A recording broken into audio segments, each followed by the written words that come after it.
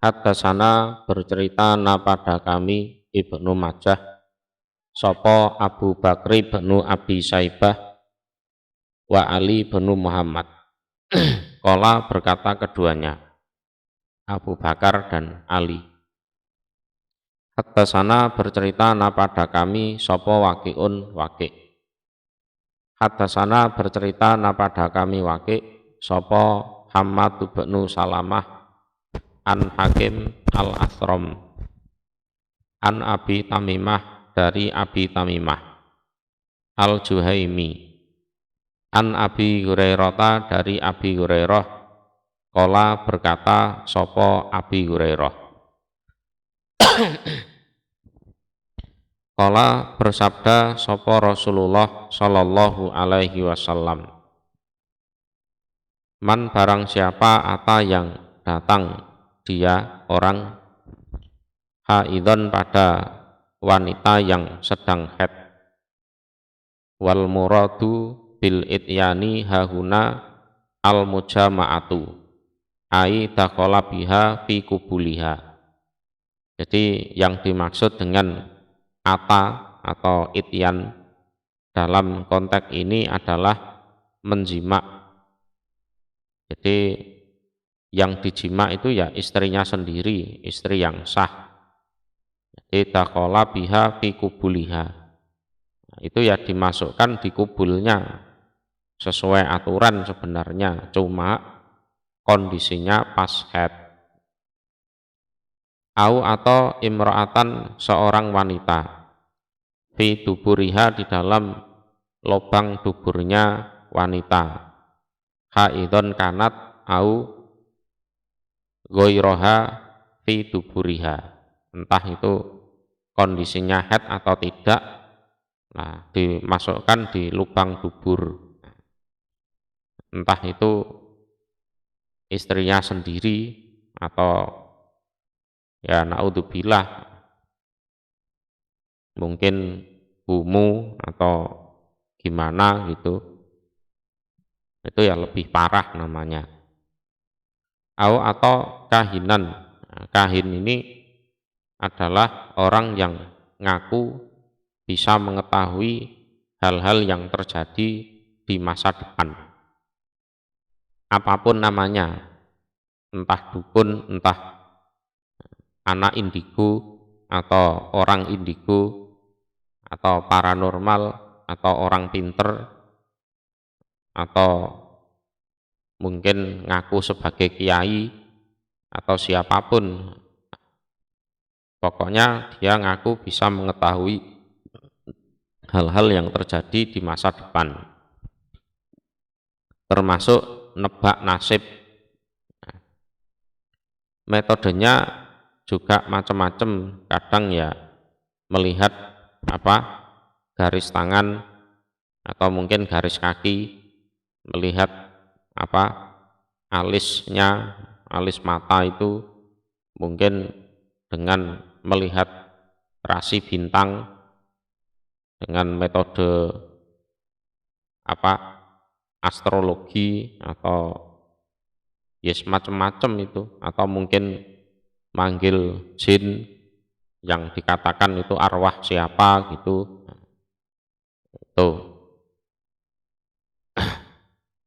La yasihu atfuhu ala haidon fala buddha min takdiri ata bimakna jamaah wa ja'ala al jumlata atfan alal jumlati wa man jawaza istimal lal mustarok bi maknaya ini yajuzu indahu atful mufradi ala annal murada bil ityani bin nisbati ilal maktufi alaihi makna wa bin nisbati ilal maktufi makna akhor.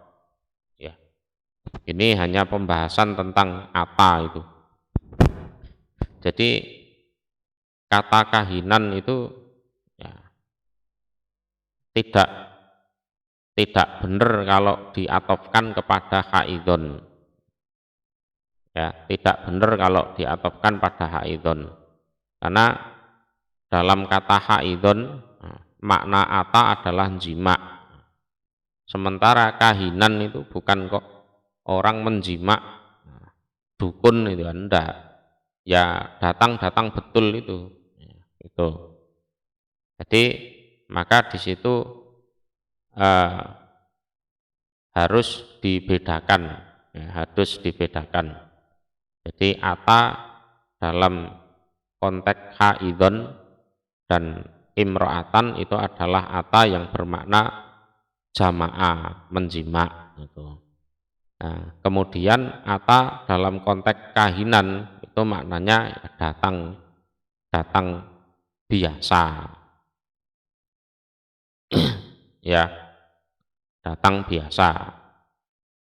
Ini ya mafhum lah, mafhum. Fasodakohu maka membenarkan siapa orang hu pada kahin bima terhadap apa-apa yakulu yang berkata sapa kahin. Terus dia kok percaya dengan apa yang dikatakan oleh kahin tersebut. Ya bahasanya kalau bahasa Indonesia ya beraneka ragam itu tadi. Entah dukun, entah orang indigo atau apalah itu. Pokoknya ngaku mengetahui apa yang terjadi di masa depan. Fakot kafaro maka sungguh kafir dia orang bima terhadap apa-apa unzila yang diturunkan opoma ala Muhammadin atas Nabi Muhammad sallallahu alaihi wasallam. Ya, berarti dia sudah ya, kafir terhadap apa yang diturunkan kepada Nabi Muhammad sallallahu alaihi wasallam. Kila hadza idza kana mustahilan lidzalika. Jadi ini adalah ketika sesuatu itu mustahil untuk itu. Mustahil untuk itu. Jadi apa ya?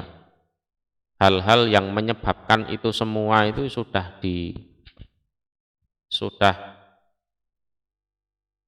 dikunci, sudah dikasih jarak. Tapi ya memang dia sengaja nerjang itu. Ya. Dia sengaja nerjang semuanya itu. Ya. Wakila bal huwa taglidun wa tasdidun. Nah, ada juga yang berpendapat bahwa ini adalah ada ancaman dosa besar, ya, dosa yang luar biasa. Nah, kalau diterus-teruskan nanti bisa menyebabkan kafir. Ai amila mu'a malataman kafaro. Jadi dia melakukan kelakuannya orang kafir. Ya. Lah memang tiga hal tersebut itu aslinya memang adalah kelakuannya orang kafir. Aslinya adalah kelakuannya orang kafir. Nah, ternyata ada orang-orang yang beriman yang keimanannya tipis-tipis itu, ya kan? Itu ya melakukan hal itu. Ada yang tidak sengaja, ada yang sengaja, ya kan? Nah itu kalau tidak hati-hati diterus-teruskan itu bisa amila muamalataman kafaro. Nah kasusnya juga beragam. Ada yang istrinya lupa nggak memberitahu kalau haid, terus istrinya tidur tahu-tahu dijima, itu ya mendatangi orang haid itu, tapi kan tidak sengaja. Lah itu ya bukan kok dia kafir, ya bukan. Ya. Atau mungkin ya gelap-gelap salah lubang, itu juga bisa. Itu kan ketidaksengajaan. Ya, ketidaksengajaan. Kalau datang ke dukun ini ya kita pegang HP itu kadang tahu-tahu ada video lewat, entah di YouTube atau di Facebook atau Instagram atau apa, nah, video perdukunan ternyata. Jadi ada hal-hal yang perlu dipertimbangkan lah. Jadi kalau aslinya 3 perbuatan itu adalah perbuatannya orang kafir, tapi ya ada saja orang beriman itu melakukan 3 hal tersebut. Ya. Ada kalanya tidak sengaja, ada kalanya ya sengaja, ada kalanya setengah sengaja karena yes gimana lah ya pikirannya orang banyak. Ya. Itu kalau diterus-teruskan ya bisa jadi kafir betul. Qala berkata sapa At-Tirmidzi, la na'rifu hadzal hadis ila min hadis Hakim Al-Athram. Jadi aku tidak mengetahui hadis ini kecuali dari jalurnya hadisnya Hakim Al-Asram an Abi Tamimiyah Al-Jami an Abi Hurairah. Wa innama makna hadzal hadis inda ahlil ilmi ala taglid. Jadi sejatinya makna atau pengertian hadis ini menurut ahli ilmu itu adalah taglid.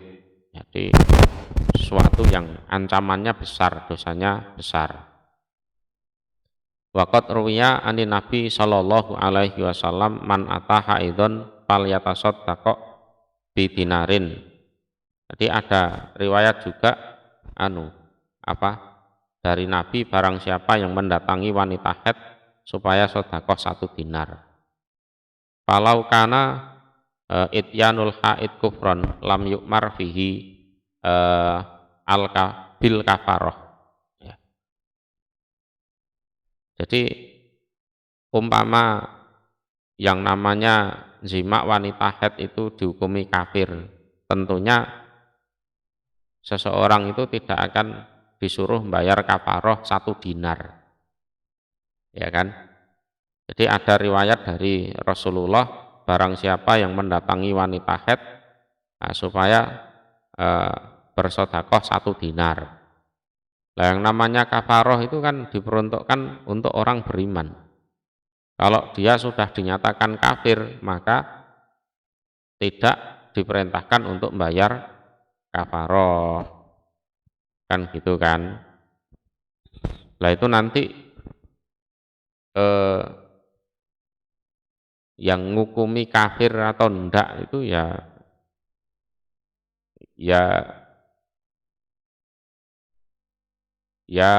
Allah langsung lah di akhirat, itu lebih pas itu. Kalau seseorang itu ya bayar kafaroh 1 dinar misalkan, nah, kita masih bisa ngukumi dia orang beriman karena mau bayar kafaroh, tapi kita tidak tahu isi hatinya. Ya, ada orang itu yang memang sengaja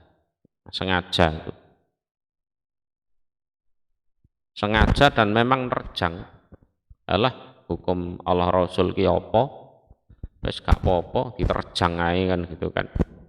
Ya, terjang ae. Nah, asalnya ya diterjang betul. Jare sapa haram, kan jare Allah Rasul, jariku halal. Nah, dengan punya pengertian seperti itu sebenarnya dia kafir. Setelah istrinya lapor, berhubung dia ketakutan ya membayar kafaroh.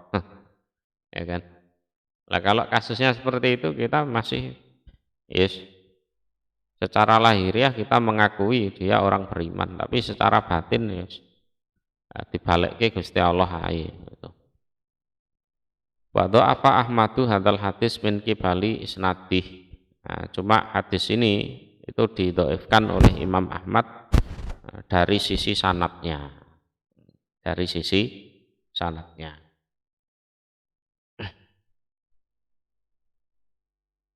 Jadi tidak usah nerjang 3 hal itu, ya. Wis ngaji yo sing tenanan, soal masa depan tinggal didoai. Tidak usah tanya-tanya garis tangan, tanya-tanya tentang astrologi, ilmu perbintangan, ya ndak usah. Atau takon weton, takon nopo, ndak usah, ya. Ancamannya faqad kafara bima unzila ala Muhammad, karena itu aslinya adalah amalannya orang kafir.